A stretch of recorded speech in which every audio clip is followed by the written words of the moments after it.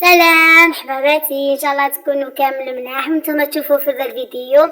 كما راكم تشوفوا وصفتي اليوم اقتصادية بنينة، منظر حتى يعني مكوناتها، لكن فوق طاولة ان شاء الله يا ربي. رمضان اللي على يعني كنا نقولوا على الابواب، لانه صايرين نطبطبوا في باب وضوكا. اللهم يا ربي بلغنا رمضان ان شاء الله بكل صحة وعافية، وان شاء الله يا ربي نكملوه واحنا راضيين وانت راضي علينا يا رب العالمين. قولوا امين حباباتي. وقبل ما نبداو نصلوا على النبي عليه الصلاه والسلام. وكما راكم تشوفوا قلت لكم الوصفه هذه سهله وبنينه اقتصاديه، ان شاء الله يا ربي رايحين نزينوا بها طاوله رمضان باذن الله. كما راكم تشوفوا مقادير ساهلين بسيطه. عندنا هنا بطاطا، عندك طماطيش، عندك حبه بصل، حبه بيض، عندك طماطم تاع مسبره. اول حاجه من بعد ما كنتي نقيتي البطاطا وغسلتيها حاجه باينه، راكي رايحه نسكرفجوها في السكرفاج الرقيق. هذه غاتا ولا بطاطا بطاطا رابي، بطاطا مسكرفجه في الكوشه، صدقوني روعه. كذا راكم تشوفوا لانايا سكرفجت هذيك البطاطا تاعي في السكرفاج الرقيقه، درت لها الماء لهنايا رايحه نغسلها، نغسلوها مليح مليح. علاش نحولها هذيك النيشه اللي فيها. وبما انك بديتي معايا الفيديو نقول لك ما تنسيليش الجيم وما تنسيليش البارطاج لحباباتك، وما تنسيليش اذا ماكش مشتركه معنا في القناه نقول لك مرحبا بك، شرفينا ان شاء الله. واذا كنتي معنا من قبل نقول لك راكي منورين ان شاء الله يا رب. نعتقد التعليقات المحفزه منكم. ولهنا من بعد ما غسلتها مليح مليح راني رايحه نصفيها. كما راكم تشوفوا نصفيها كامل من هذاك الماء. سمحوا لي نبقى كنعصر فيها. شوفوا الماء تاعها كيفاش هي تحتوي على نشاء بالبزاف كما راكم تشوفوا. الا هنايا من بعد ما كرفشتها وغسلتها وكنت نشفتها، رايحه نبداو نضيفوا لها في الاضافات. كما راكم تشوفوا لهنايا الملح، هنايا لي زيبيس يعني تحتاج واش عندك في البيت. انا هذا واش كان عندي، كنت سادجه ما بديتش نشري يعني غير كيما شريت. هنا عندي كركم، عندي كمون، عندي راس الحانوت، فلفل عكري وشويه زعتره ما نكثروش، ندير لها غير شويه هكا كيما راكم تشوفوا. ونبدا نخلط في ذوك المكونات كامل معاها.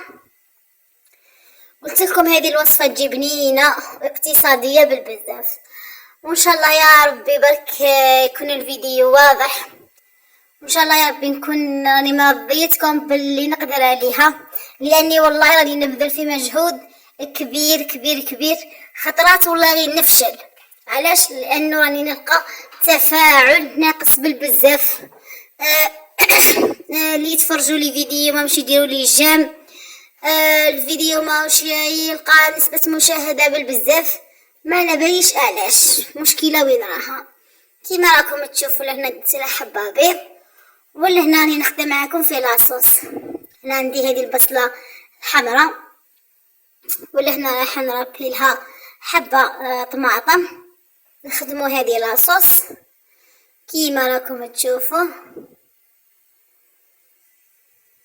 نجيب مغرف ولا نص مغرف طماطم مصبرة، والعقدة هذه انا اللي راني خادمتها معاكم تاع الحريرة، ورايحه ندير لها غير شويه تاع ملح باه ما تجيني صامته، ونديرها على النار ونبدا نقلي فيها كامل مليح مليح.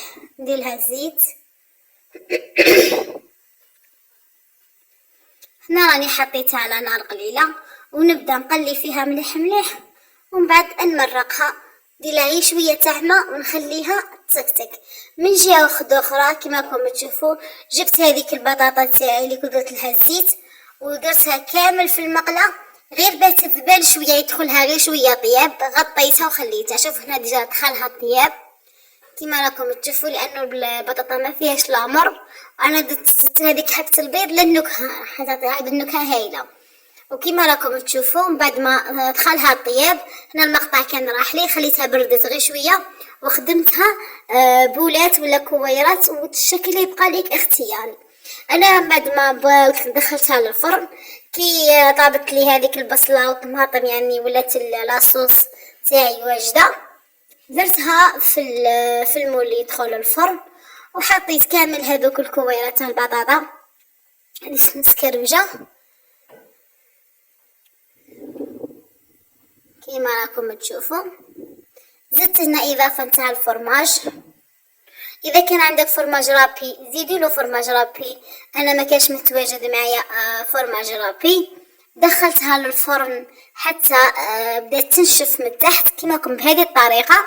لهنا نحيتها خرجتها غير من الفرن، فرغت عليها حبه البيض، انا ما حتى خليت الطبقه تحتانيه نشفت دخلها طياب مليح مليح مليح.